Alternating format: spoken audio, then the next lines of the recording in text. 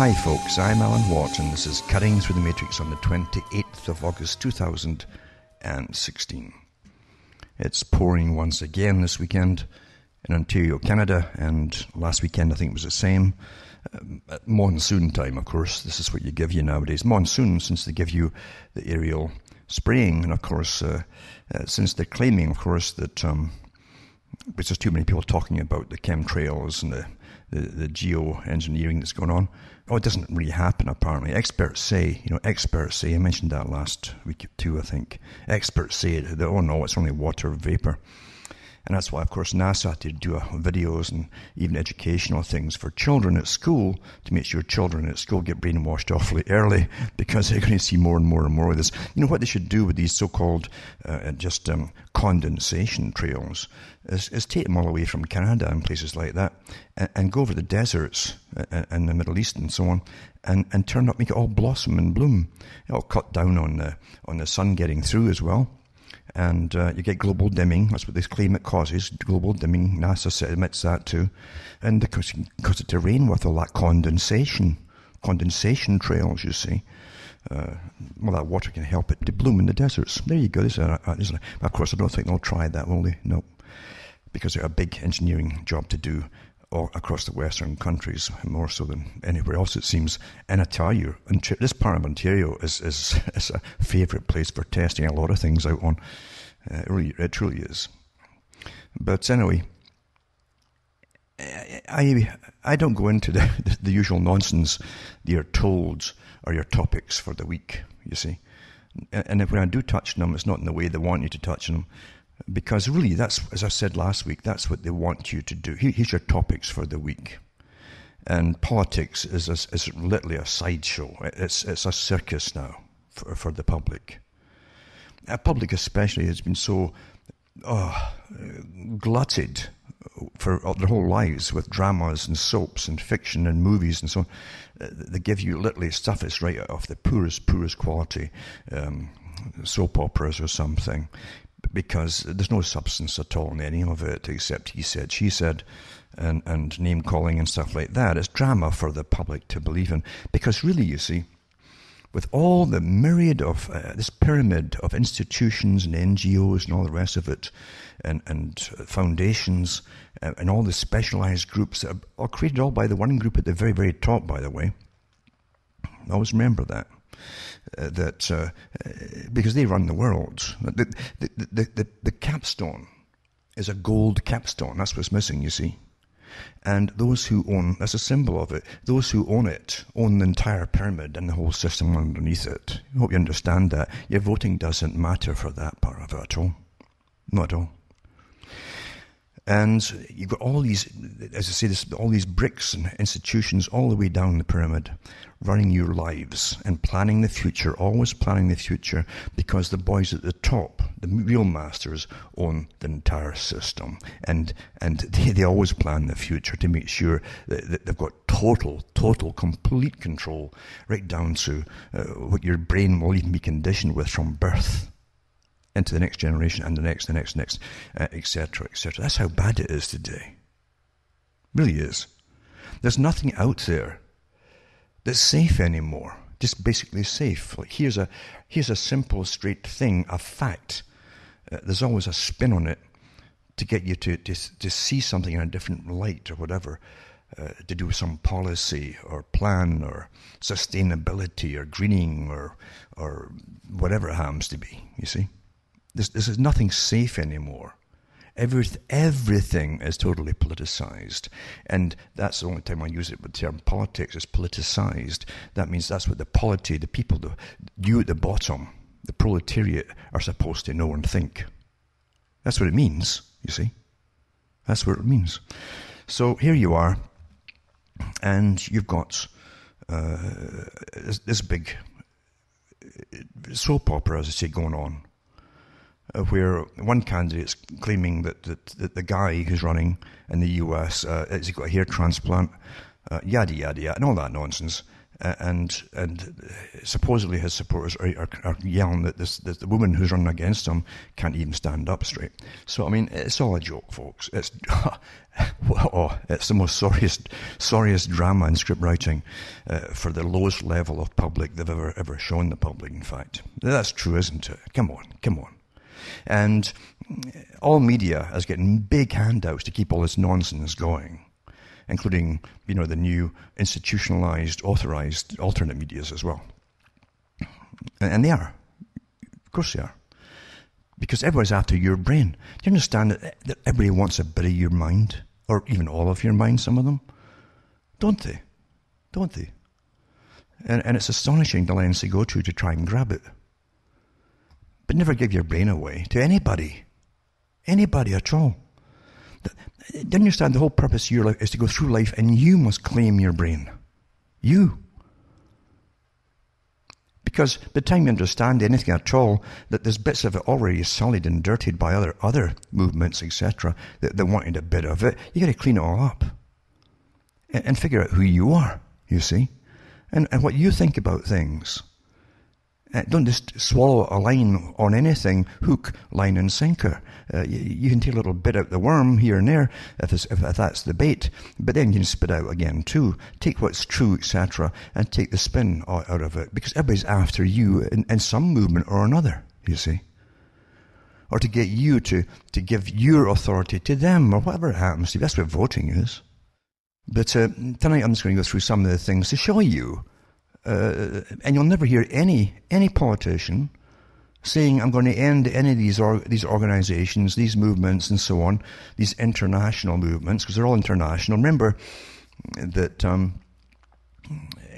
everything you're hearing now, even to do with sexuality, is just a continuation of the communist movement. For those who don't know that, the Marxist movement, the Trotskyite movement, it's a continuation of it. As they always yell about freeing and freedom, they take freedom away. Always. Don't ever forget that, folks. And don't ever forget what the Soviet Union was. Because under the guise of everyone's going to be equal and all this utopia, millions and millions, right to his bitter end, were slaughtered to get them out of the way. Anybody who had a thought of their own, they were slaughtered. Some of them say up to 80 million during its whole existence were slaughtered. Firing squads, garroted, all kinds of things to just kill them.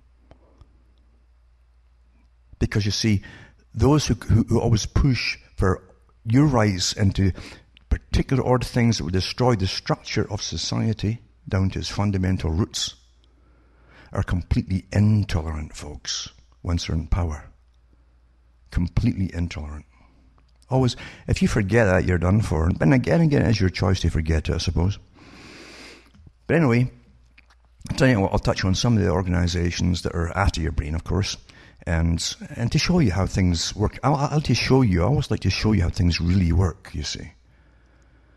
Nothing as ever appears to be on the surface, or as it's presented to you in very shallow documentaries or shallow write-ups, etc.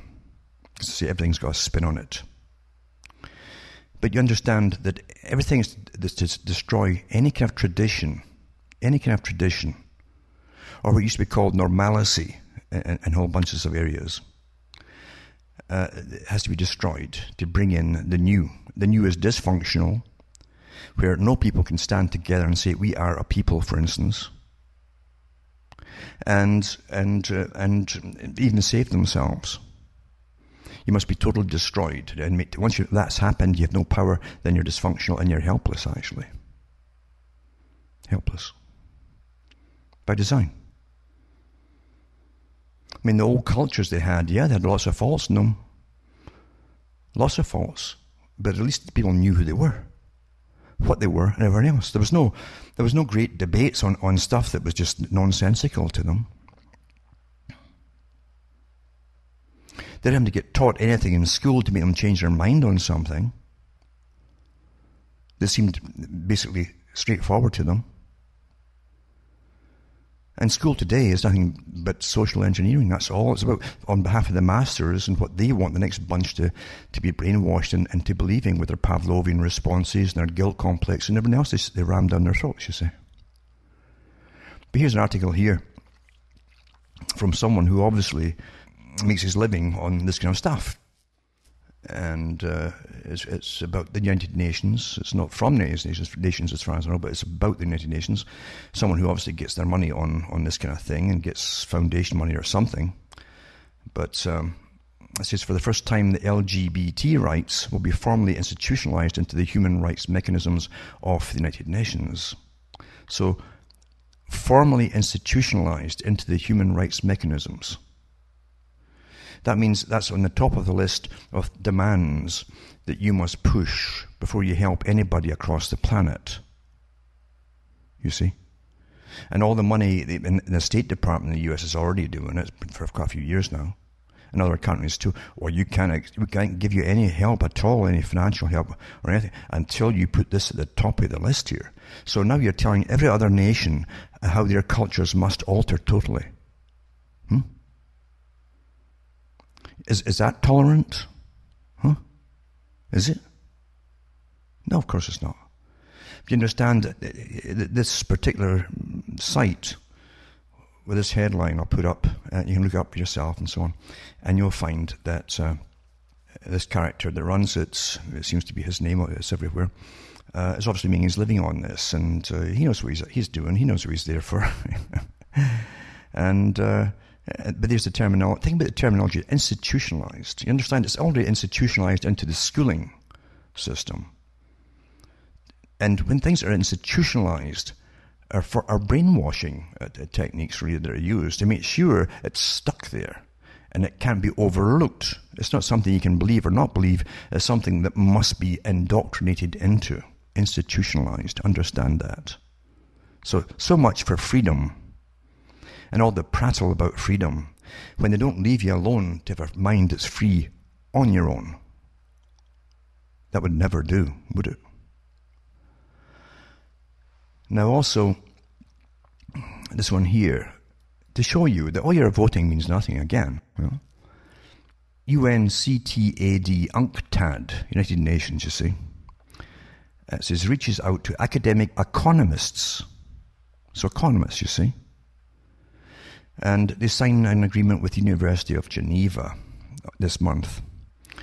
And they can help the world to meet the ambitious sustainable development goals. So here's another NGO group made up of academic economists, you know, pen pushers and guys who add up sums and all, and corn and diddle books and so on. They've got a group together to help meet ambitious sustainable development goals. Totally, again, politicized in that this is what the people are going to do. What's going to be rammed upon the people at the bottom, the proletariat, you see. You know, them. Them. That's what they really mean by it. And so that by getting more involved in the practicalities of making policy, participants said in a panel discussion on the sidelines of the annual Congress of the European Economic Association, Europe's largest meeting of economists. And it says, moderating the panel discussion during its largest meeting of economists, UNCTAD Deputy Secretary General, they have Deputy Secretary Generals, don't they? Joachim Reiter says the SDGs can be achieved only if the world's 48 least developed countries can grow faster in the next decade than China has done in the last 15 years. So, wasn't that up to the countries themselves at one time? Wasn't it? Where did we suddenly lose this whole idea of the global system being run by outsiders?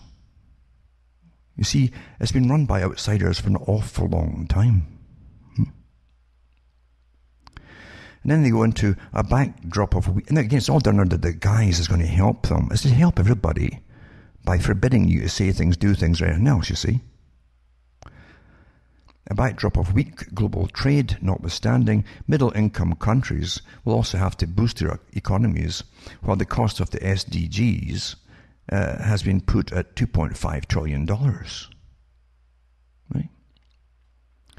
So, Emphasising the importance of bridging the gap between academics and policymakers, Mr. Reiter earlier signed an agreement with University of Geneva rector Yves Fouquier to show UNCTAD's commitment to building ties, here's that building ties again, between thinkers and policymakers. In other words, what they do, just like the CFR, that's what their job is to make policy, advise policy for politicians. Not you, the people who think you elect them, but you see, there's all these organisations there to write the policies out for the politicians.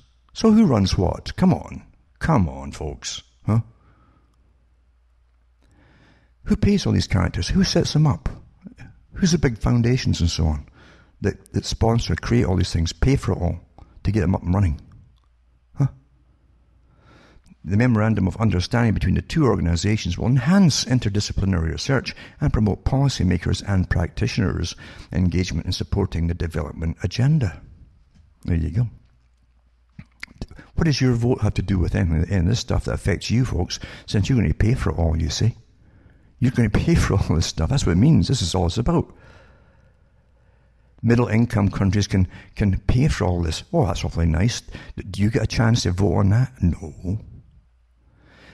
And it says here, the panel featured former World Bank chief economists. Well, naturally, because, you see, the Royal Institute for International Affairs, which owns as well as broad organisation, Council on Foreign Relations, also owns the IMF and the World Bank and the BIS, the Bank for International Settlements. Just coincidence, of course. Right? Anyway, the World Bank chief economist and emeritus chair of the Paris School of Economics, Francois Bourguignon, former director of the United Nations University World Institute for Development Economics Research. Isn't that a mouthful, eh? I mean, this is so communistic too and bureaucratic, isn't it? United Nations University World Institute for Development Economics Research. And that's called UNU-wider for short. UNU-wider. Where's the dictionary for this one? Anthony Shorrocks and Eliana La Ferrara, research dean at the Zenza Gasparini Institute for Economic Research of Bocconi University in Milan, Italy. And so there you are. Again, get all the universities involved in all this. Those are some kind of official thing. Universities are not supposed to be there, folks, to make policies for nations. And other nations too, for that matter. But of course, they've always used them for that, and the communists were famous for using it for that for an awful long time too. They haven't stopped, of course. Marxists, communists, blah, blah, blah. A front for another group, of course. And it says the panel was a side event to the Congress and a parallel meeting of the listen to this one, Econometric Society. Oh, Econometric Society, which brought together more than 1,500 academic economists in Geneva, Switzerland from 22nd to 26th of August. For UNCTAD, this event was very important for continuing exercise in the bridging the gap between theory and practice, Mr. Reiter said. Well, do you vote for UNCTAD and these 1,500 of academic economists and so on? Do you? No. Of course you don't. Why are they making policy that's going to affect and rule over you? And why are your governments all obeying these characters? Huh? Shouldn't that be on the line too when you vote for anything at all? Shouldn't you get the vote like they do in Switzerland for everything that's going to affect the ordinary citizen? Shouldn't you? Everything. Of course you should. Are you ever going to get that? No way, folks. No. You see, you don't have freedom, and you never have had freedom. In a little bit of things you had, a kind of grey area of freedom for yourself has been taken away from you all the time under the guise of freedom for others. It's quite interesting, isn't it? You really understand it. And then shedding light on sustainable water. Oh, there you go. And water and chemicals, of course. This write-up, I think I've mentioned quite some time ago, but it says water and chemicals are two words that don't seem to mix. However, water is of fundamental importance in the chemical industry. Used as a coolant, solvent, and cleaning agent, water is a building block of many products. And then they go on to the BASF To address this concern, BASF develops innovative solutions to reduce pollution, use the resource more efficiently, and purify contaminated water supplies. So it's really about a big promotion again for the big private corporations. They always use your tax money to get research and development done, again by universities and so on, for free for them. Most multi-billionaires make their money off big handouts. You understand what they do? They really do. Of your money, you know. So the BASF donated $1 million to the Louisiana State University College of Engineering to create a state-of-the-art space called the BASF Sustainable Living Laboratory, set to open this fall. It'll promote problem-based teaching and resource focused on sustainable solutions to global challenges. And they want to go into solar-driven water purification, using the old system of ultraviolet light and so on, you know, etc., etc. So it's another corporation that's going to get all the benefit done for them for free, and your government is kicking in the money too, or your tax money, etc., etc., etc. This is in line with the United Nations sustainability goals and commitment to quality education. I mean, what is the United Nations, folks? You ever asked that question? It's not a nation. It's not a country.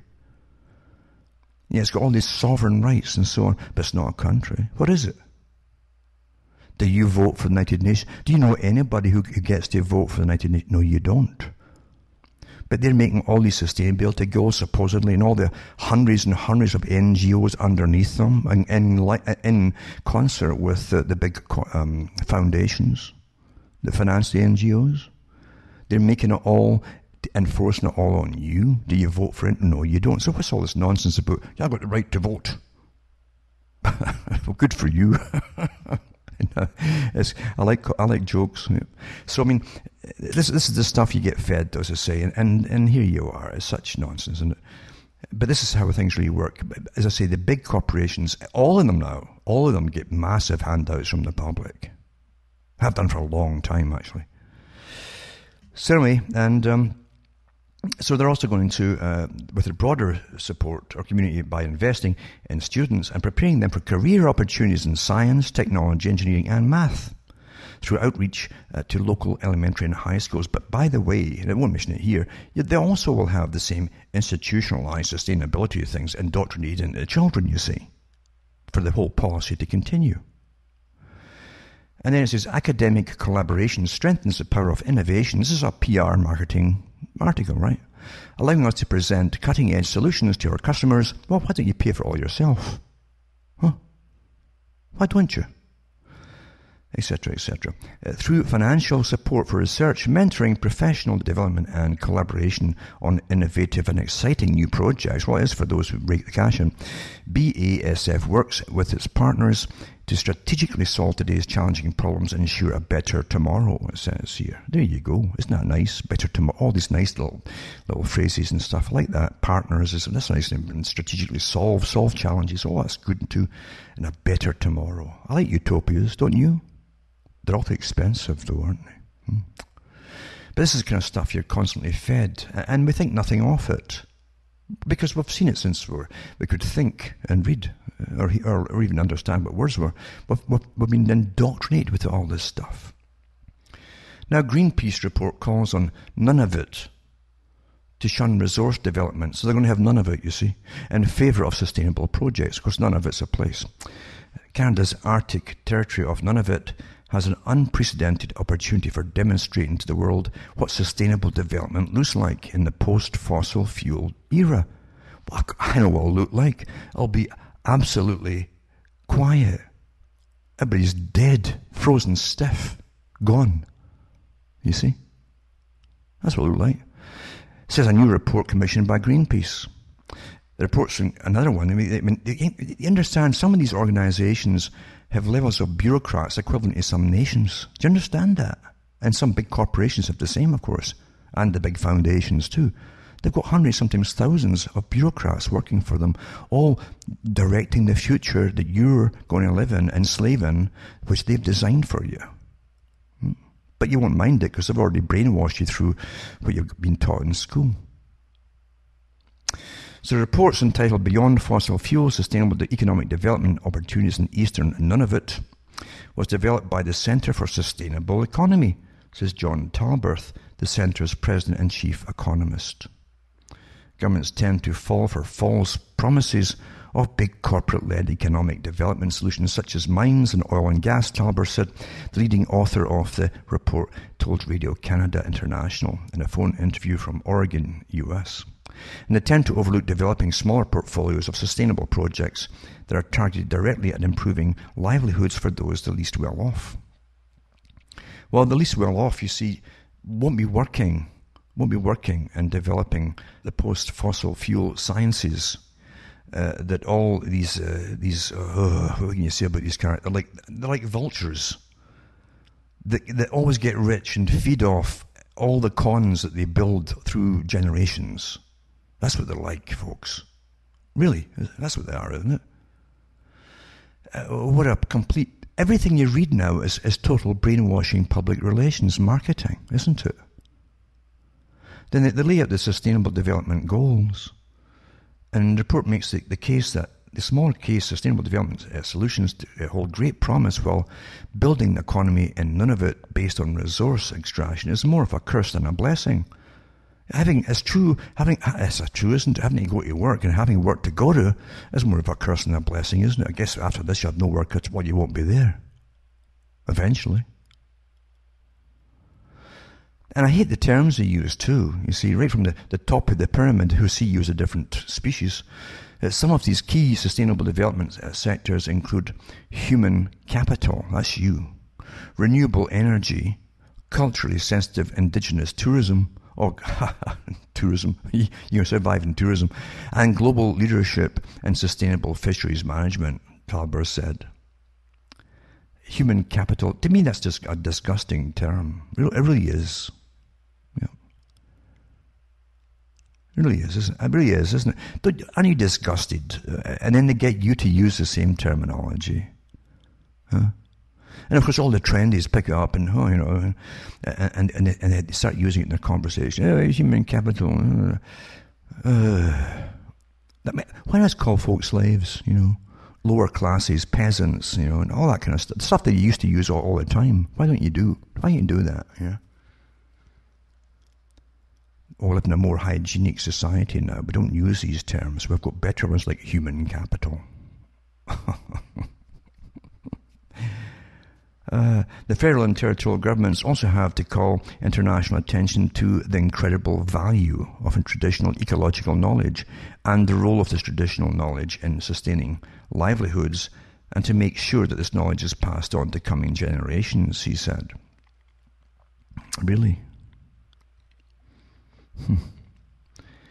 I'll put this article up for you too, to show you everything is such. It goes through the marketers to make sure everything's properly said and it's all politically correct and won't offend anybody, even when they are offending you. Even the people that are talking about, I'm sure are offended, hopefully, because they should be, by what they're being told here, is when other people, outsiders, are going to make, are deciding their future for them. Huh? Tourists. That's what the Royal Institute for International Affairs, CFR, talked about turning Scotland into a long, long time ago. And when they said that, I thought at the time, well, that's what we said at the side of the road, selling beads to tourists. That's where we're going to end up. Not kidding you. Not kidding you. And it's all decided by outsiders. All of it. Always. Yeah. Anyway, here's another one. Climate change named one of the biggest threats to America's national parks. See, these are all topics you're supposed to sit and fret about. No, they're all cons.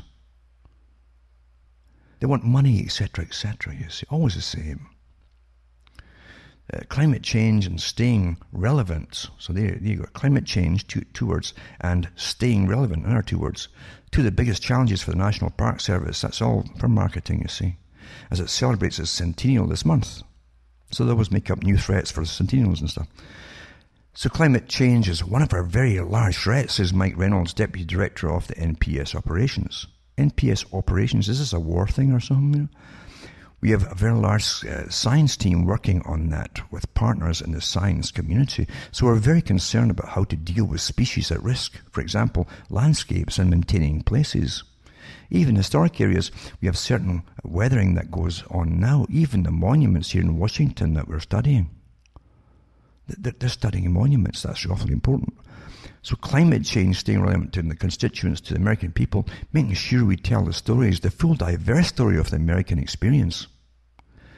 It says these would be a couple of things I would worry about.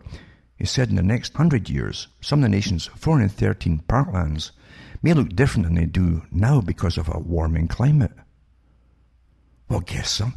They've always looked different every 100 or 200 or 300 years, always.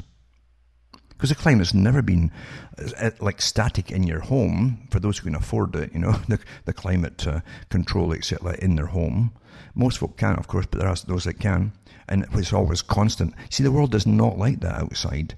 It's always changing. And you always read of different centuries that are colder than other ones or warmer than other ones. And that's what happens all the way back to the pre-dinosaur thing, you see. Before man was around, it was still happening then too. So it says we may have in Glacier National Park fewer glaciers. Well, you understand, in between ice ages, the glaciers not melt until you get another ice age. So that's normal.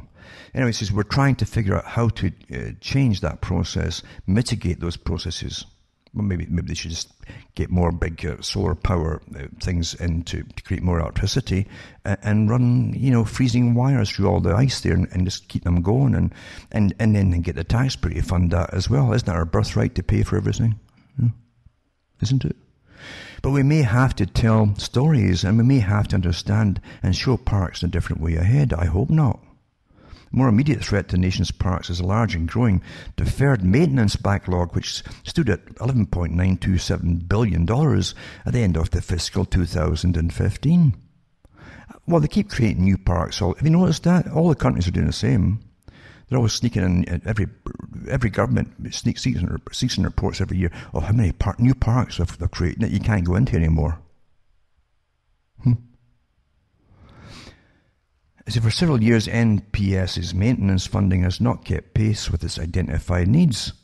It says in its website, that deferred maintenance total is expected to rise again in the fiscal year 2016, even though Congress gave NPS $90 million in the centennial year to address deferred maintenance needs, as well as an additional $28 million for transportation repairs and construction. An additional $28 million for transportation repairs and construction. While these increases will enable an NPS to address more than as critical requirements, the DM deferred maintenance. I love this. No wonder you have to become a robot eventually to learn all this nonsense. And I'm not kidding you. Total will continue to grow, the Park Service said. On Tuesday, just in time for National Park Service's 100th birthday, August 25th, President Obama, by proclamation, established the Katahdin Woods and Waters National Monument in north-central Maine. Isn't that nice? Eh? The proclamation says the 87,500 acres, an enormous area, is an extraordinary natural and cultural landscape, with mountains, woods, and waters that are still cherished by Native Americans, logged by lumberjacks, and enjoyed by artists, authors, scientists, conservationists, recreationalists, and others who have drawn knowledge and inspiration from this landscape. I see. 87,500 acres. So there you go. And this goes on and on and on and on. But why should you give more and more money? Remember, this is just for your own country, and one little part of your own country in the US. Well, you with being middle income and all that, have to pay a lot more for the other things I've just read before that and spread it across the world, you see. Because it's your native birthright as Americans to pay for the rest of the planet, etc., etc. A new report rated countries on sustainable development, and the US did horribly. This is, of course, a really honest article, isn't it? Of course it is. Would they brainwash you and give you lies and put it through marketing companies to really make you feel guilty? No, they wouldn't do that, would they? Would they? So the US did horribly. Didn't you blush when I said that? The US did horribly. Pope Francis addresses attendees in the opening ceremony to commence a plenary meeting of the United Nations Sustainable Development Summit 2015 at the UN headquarters in Manhattan, New York, September 25th, 2015. And it shows you that nice picture and all that. The UN Sustainable Development Summit. So it's to get that in your head in the newspaper article along with all the rest of it here. It says the United Nations and its 193 member states embraced the most sweeping quest yet to basically save the world. Oh my God. What movie is this? Did I miss this movie? And everyone in it dubbed the Sustainable Development Goals. It's a global agenda. Well, who voted for this agenda? I mean, why shouldn't those who pay for it all have to get a chance to vote on it all? Oh, we can't have that. Right? Global agenda to fix climate change. Well, you can't fix something that's natural and is not meant to be changed. Back and forth, up and down, up and down. But it's also to stop hunger. It's amazing how everything just jumps on the bandwagon. And end poverty, you see. Extend health, as they cut it back in your own country, and access to jobs, as you heard on the left, because it's all been exported from your factories into China. And vastly more, all by 2030. Do you understand? This is all part of Sustainable Development Goals. Huh? That you're going to pay for the whole planet here. And give more jobs across the planet too. And the Sustainable Development Goals. Did you get to vote on that too? No, I don't think you did. Did you? No, I don't think you did. The goals comprise no less than 17 separate items and 169 targets within them. And this isn't just an airy exercise. The targets are quite specific. By 2030, progressively achieve and sustain income growth of the bottom 40% of the population at a rate higher than the national average. That means that at least in many cases, countries can actually be measured on how they're faring in meeting these goals based on a large range of sociological, economic, and other indicators. In the global context, the idea that we should be both measuring and aiming for economic, social, and environmental goals simultaneously, a kind of triple bottom line, has become more and more a worldwide accepted idea, says guess who? Jeffrey Sachs. Now, I've mentioned him umpteen times before, because that's the guy too he's not Catholic by any means at all, Mr. Sachs, and he's also one of the hubs, you might say, for the whole UN sustainability thing through all the universities to make sure they're all on board with the same indoctrinations across the US especially, but and the world as well. Quite something, eh? And he's based at Columbia University, and he's an economist again, and UN advisor. So he's an advisor at the UN on sustainability, and an advisor at this Pope as well. And I'll put all the links up on him too that I've given before. And it says he's been closely involved in the goals and heads the Sustainable Development Solutions Network. That's even though, as Sachs points out, here in the US we barely discuss or acknowledge the goals. That's because the public are not supposed to really know about it. Anyway, it says, when it comes to sticking that triple bottom line, not all countries are faring very well at the moment. That's the gist of a new report from Bertelsmann Stiftung, a large German foundation, another foundation, of course, and Sachs Sustainable Development Solutions Network. Do you get to vote for that too? No, we don't. Which is actually ranked the countries of the world based on where they stand at the outset of trying to achieve these goals over the next decade and a half. This reminds me actually of the racket. The same characters actually, who are into this international thing through various movements, including trying, almost pretending they're going to have world wars starting, etc., during the Cold War, and the whole racket of the big corporations are just churning out missiles and anti-missile missiles. And we need a new bunch of missiles and anti-missile missiles because your enemy over the road there has got some better ones than yours that goes half a mile faster an hour, and all that rubbish. I mean, it was a great, a fantastic thing to churn out these missiles, Billions and billions every year. Oh, and our tax money was getting thrown at them all the time. And this is very similar. They try to get it you almost into a sort of race. We're all racing against, let's get our country labelled up as the highest givers right now to this. Like it's all some kind of, are you in some kind of Olympics thing or something? I'm not. Are you? Did you put your name down for some participation in a race to do all this? And did you? No. Do you understand the psychology behind all this? Eh? Who is trying to base where they stand at the outset of trying to achieve the goals over the next decade and a half? Sustainable Development Solutions Network? Huh. So it goes on to say in this article, what we've done in this report is the first scan of 150 countries. Sachs said, the first time anybody has taken a look across the world. 193 UN member countries endorsed the Sustainable Development Goals, but there wasn't enough data to include all of them at this point. Based on the data available, though, the report finds that Scandinavian countries, Sweden, Denmark, Norway, Finland, win the honour as Sweden was already 84.5% of the way to the best possible outcomes across the 17 Sustainable Development Goals. The report found ranking number 1 in the world and receiving a corresponding score of 84.5. Isn't this like some big Olympics game, folks? To get your name up there. You so-and-so's next, and so-and-so did terribly bad. Oh, it's bad, eh? They make you feel guilty. These are private foundations and organizations that are shaping the whole planet for the big capstone on the top of the pyramid. You understand? I hope you do. But of course, there's no mention of that here. It's almost like this want to get you into the same kind of thing that they do with politics. So-and-so's out in the lead. They're winning by a whole length. It's just like sports. That's how they use it. And you know something? It works on a primitive level with an awful lot of people. Yeah. I'm just showing you how you're used and abused. This is child's play stuff. And none of it's got anything to do with you because you don't vote on anything. All it's meant to do is make you just pay up and shut up. Yeah, as though it's normal.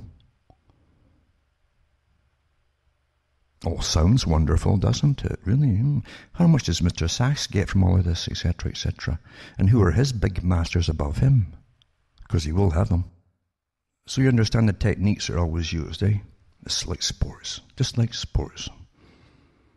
Always winning by a whole length, blah, blah, blah, blah. Here it is here. In fact, the US scored in the red, meaning seriously far from achievement as of 2015 for 12 out of 17 of Sustainable Development Goals. These goals were no poverty, zero hunger, gender equality, affordable and clean energy. What's gender equality got to do with sustainable development? They don't have children.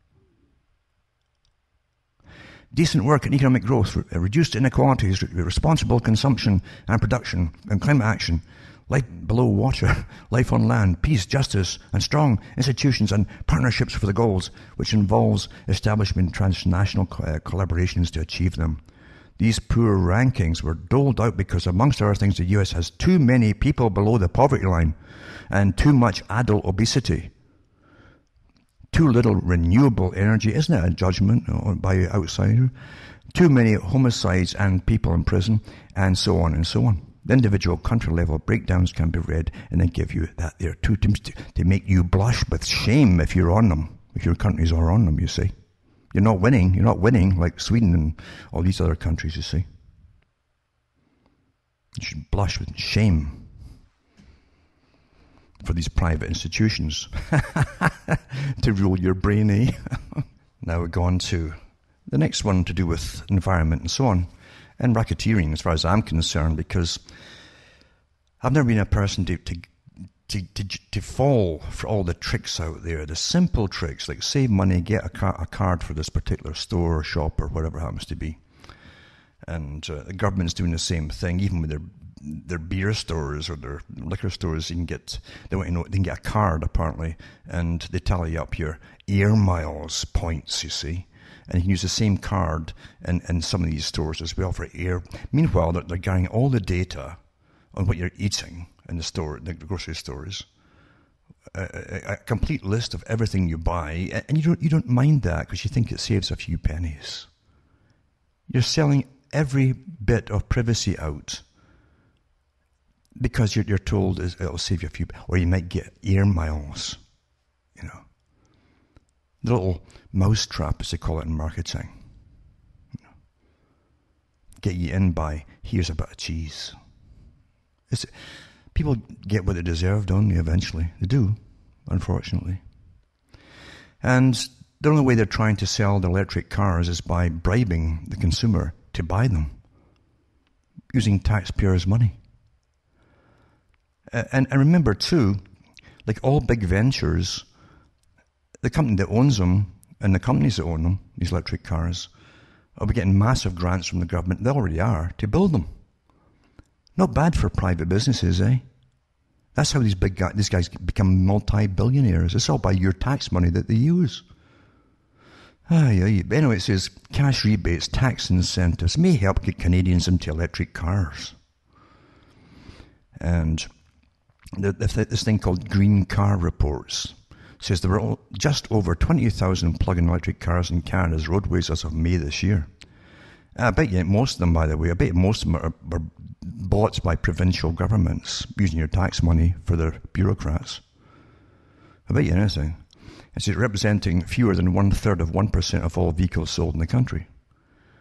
Cash rebates and tax incentives are the best way to convince Canadians to buy electric cars as part of an overall government strategy to cut greenhouse gas emissions. Federal officials conclude in a report and so on. However, those same officials have told Garneau that money set aside this year's budget to encourage people to take electric vehicles for a spin may be going to waste. The comments from the department's policy group are in response to a report by Electric Mobility Canada, which made a number of recommendations in March to accelerate the deployment of electric vehicles across the country. They call them EVs. And Ontario, for instance, is spending $20 million of the taxpayers' money to get folk to buy these things. And believe you me, in the rural areas, they're useless. Winter time, they'll never hold a charge. You'll get a full charge into them, and they'll be flat before they've done a mile or two through heavy snow. But the freezing is death to big batteries. Anyway, it says the not-for-profit group's report called for, like, sure, who's really funding them? This green car stuff, eh?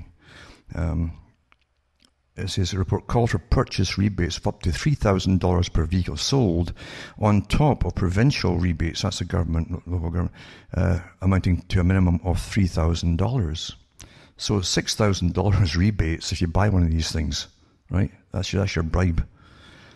The EV purchase incentives may hold the great... I guess maybe you could buy a lot of fire extinguishers with them too, because they're always going to fire. So it says... they likely hold the greatest potential to increase the sales, just bribing the public. Why don't they say bribing the public? Instead of calling incentives. Huh? As you address arguably it shows you what they think of the public, the most important barrier to uptake, high cost premiums for EVs compared to conventional vehicles, it says. Transport Canada said, blah, blah. And it says, in documents obtained by Canadian Press, as his officials noted that nearly all sales of electric vehicles in Canada, 95% were completed in provinces that offered EV purchase rebates. Applying a federal cash incentive in provinces where rebates already exist would not only spur new sales, blah, blah, blah. British Columbia, Ontario and Quebec currently offer incentives to buyers of so-called sub-emission vehicles. Do you know how much electricity it takes from where? Nuclear power stations to charge these things? Do you think that putting up windmills is going to be enough once everybody's got these cars? Do you think so? Who's kidding who? They know this. But under Agenda 21 for the 21st century, you see, you won't be driving for very long anyway. Step by step, they'll knock it out of your ability to drive. Because in Agenda 21, this is when they've got you in your sustainable living communities, then it's essential vehicles only. No private vehicles allowed. So with police, fire, ambulance, and so on. Yep. So that's one article there. And then you go into I'll put up the wiki page on Elon Musk. He's the guy who's got one of the branches of this building these cars. And again, you get the same thing, multi-billionaire. But when you go into various things he's been involved in, again, there's a lot of obviously public input of cash from the governments to how these guys make their money. Of course there is. Always. That's how it works. And also, this one here, this article about globalization. India says that the US should move towards sustainable development, and that's by the envoy to the US from India, Richard Verma, his name is. And he's emphasizing on the need to forge a strong partnership to achieve a more sustainable development. So it says the US ambassador to India, Richard Verma. And they go on, it says the challenge is clear for all of us to pioneer a path towards a more sustainable future. It's funny how that always ends up meaning the taxpayers to fund other countries. More and more cash, isn't it? What a great way to make everybody poor and to make a few folk stinking rich. Because money never goes to the countries they're talking about, as you well know. It's all a racket. It's always been a racket. Most of the history of the world's been a racket, when you really look at it. So Verma says, without electricity, it's simply impossible to create the necessary jobs, homes and factories. Well, guess what? I mean, if they're cutting out all the different power plants and so on, and carbon power plants in North America, we're already going to be short of electricity, and we're supposed to turn into a third world country, so we can, and at the same time, fund countries across the world to get more electricity themselves. Well, you have less. It's all madness, you see. It says, so this particular delegate says he was of the view that through this growth, it will lift India's hundreds of millions of people into the middle class. Well, the middle class in the US and Britain and everywhere else has been plummeting for years, since all the jobs went off to China by the same globalists and with the same globalist agenda. It's amazing how they create the topics that we've all to think about, we've all to give up all our rights for, and we have no right and say in any of them. They're created by these characters. They create the terminology to be used, everything else. So, yeah, I mean, it's all a done deal, this kind of stuff, as long as we allow it to be a done deal, isn't it? And then sustainable development, it says a new kind of globalization. Around the world, people are calling for a new kind of globalization. The current version, once called the Washington Consensus, has delivered economic growth but at enormous cost, rising inequalities of income, massive environmental destruction and growing lawlessness. The search is on for a new approach, sometimes called sustainable development, to ensure that economic growth is also socially just and environmentally sustainable. This is the racketeering of the nonsense, the way they dress up our big racket in a con game. Yep. 9 months ago, Pope Francis spoke to world leaders at the UN calling for such holistic and moral vision, and the world leaders responded by adopting a new framework of cooperation for the years 2016 to 2030, called Sustainable Development Goals, or SDGs. The aim is not global governance, but global decency. What? The people who run the entire system of globalization have brought you anything but decency, folks. Have you noticed? Your nations are crumbling, as you're getting plundered and plundered and plundered. And it's all dressed up that to make you feel guilty that you have not done enough, you're not giving enough, you're living too well as you scrape by, as prices go up and up and up, even for the basic necessities. And these masters of guilt try to make you feel guilt again about it's all your fault, the world's poor. It's your fault? Really? Your fault? Really? I was astonished when I went to the US the first time, and I saw how working class folk lived. And they lived in the little houses, and I mean little, that were built during mining days and so on. And they were small, they were not expensively built, but they were so proud of owning them compared to Britain, that where at that time in Britain, most folk, before Thatcher privatised all the council housing, put them up for sale basically. Houses that your grand folks had already paid for through their taxes, they were really no bigger than those houses. And the folk were the working classes were generally and often no better off themselves, you know. But they were so proud. And the technique is to make people really, really proud and use their decency, their common decency, as you plunder them, you see, by training them to feel guilty about other nations and so on. Do you know that most countries across Africa, when you really look into the nitty-gritty behind all the nonsense that you're constantly fed, to sway your opinions and create opinions, and you look behind it all, the ones that can hardly feed themselves, it's not because they're so poor. They're so poor because the constant wars, often with Western countries, causing the wars, and the young guys are scared off the land, or they're off fighting in the wars, and there's no one left to literally look after fields and plant. That's because of starvation. There's many reasons for what happens, and generally it's not for the ones that they're telling you. It's the big boys who've got their hands out for cash. It never gets there. You've seen all the scams through the big agencies over the years for disaster reliefs. And all. Their racketeering is incredible, with top faces involved in it, you know, like Bill Clinton and even Bush Sr. together, with the millions getting thrown at them for Haiti, money that never got there. We see it over and over and over in our lifetime. And yet, the big con artists at the top of this whole world agenda, globalism, the big gangsters tell you to feel guilty about things, or they tell you you're too fat is to give you junk to eat. Junk. Poisoned junk. And then they train your children at school to feel guilty. You see?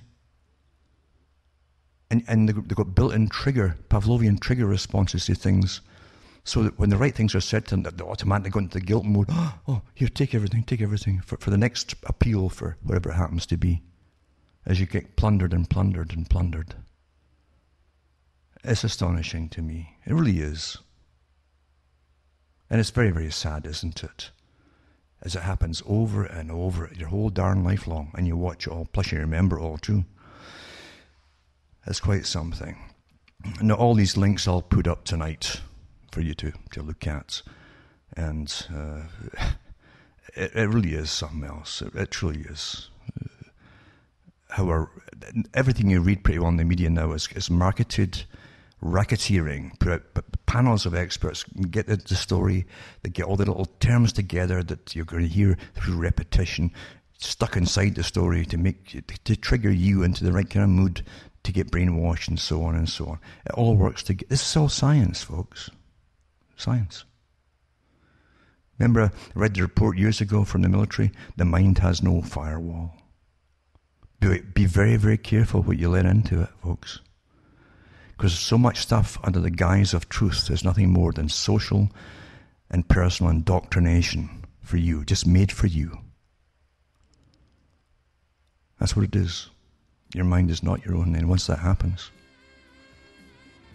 Well, from Hamish, myself, from Ontario, Canada, where it's still pouring rain, it's good night, and may your God or your gods go with you.